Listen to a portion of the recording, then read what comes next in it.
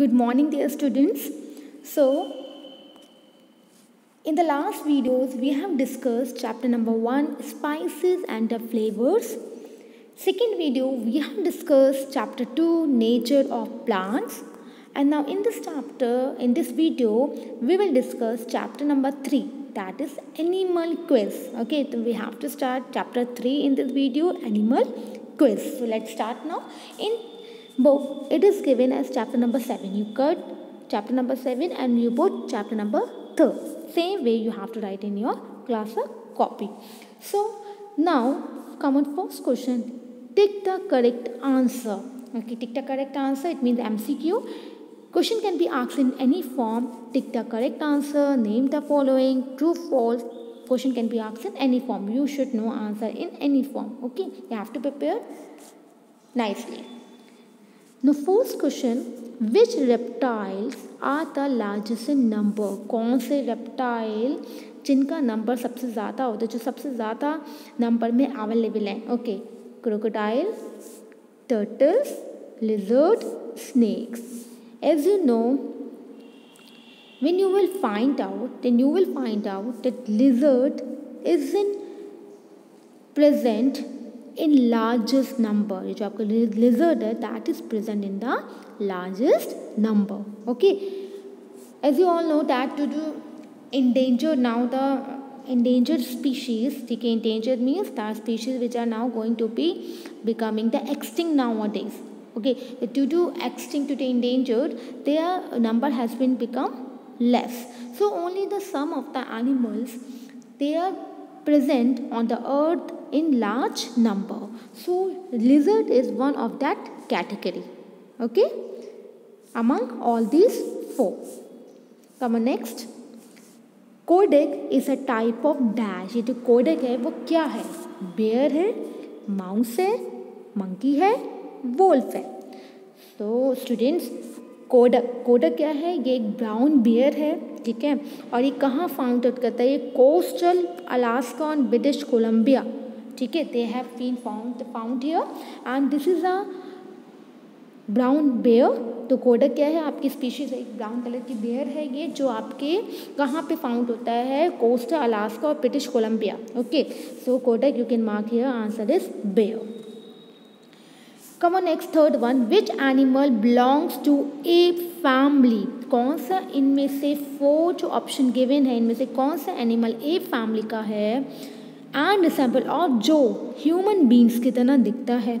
ठीक है, एप का यहाँ मतलब है जो टेललेस एनिमल्स होते हैं, ठीक है, टेललेस फैमिली में जो होते हैं, सुपर फैमिली में जो आते हैं. ओके, तो ये देखिए ऑप्शन गिवन है gibbon, gorilla, elephant, cat. And now you know they are also asking resemble just as human being की तरह दिखना चाहिए. तो answer is correct answer gorilla. Gorilla जो है आपको, you all know, you have seen in your book also, you have seen the pics में देखा होगा आपने, फोटोज़ में देखा होगा, और you have seen in your television पे आपने देखा होगा, ठीक है, नेशनल ज्योग्राफिकल चैनल पे आपने देखा होगा, you have seen many in photos में भी. So human being looks just like it looks like a human being. तो ह्यूमन बीन की तरह कौन सा एनिमल है जो ए फैमिली का रिसेम्बल करता है ह्यूमन बीन के? गोरिल्ला.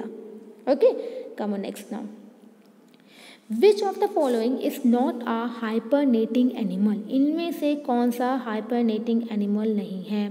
ठीक है, which of the following is not a hibernating. आप यहाँ पे नॉट की जगह आप ये कर दीजिए which of the following is a hibernating animal. इसमें से कौन सा हाइपरनेटिंग एनिमल है? ओके, अब आप ये देखे हैं, इसमें जो आपका हाइबरनेटिंग होता है, हाइबरनेटिंग एनिमल्स वो एनिमल्स होते हैं जो 6 मंथ आपका स्लीप करता है, 6 मंथ आपका अवेक रहता है. Okay, so now question is skunk. They have given the name of the animal skunk, polar bear, badger and dragons. Okay, so now they are saying which of the following is a hibernating animal. तो कौन सा animal है जो 6 month sleep करता है, 6 month hibernating awake करता है? That is pole. You have learn in science 6 also, that is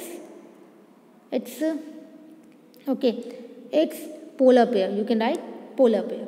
Okay, now fifth one. Which of the following is a curd chewing animal? इनमें से कौन सा एनिमल है जो कर्ड च्यू करता है? ठीक है, कर्ड च्यूइंग एनिमल है, that is a cud chewing animal. You have learn in your science also. आप साइंस की बुक में चैप्टर में पढ़े होंगे एनिमल वाले में, ठीक है. एनिमल में आपने पढ़ा होगा कर्ड च्यूइंग. ओके, तो which is a cud chewing? As you all know that is a buffalo. Okay, monkey, ashes, lions, buffalo. No, the answer is buffalo. That is, buffalo is also known as curd chewing animal.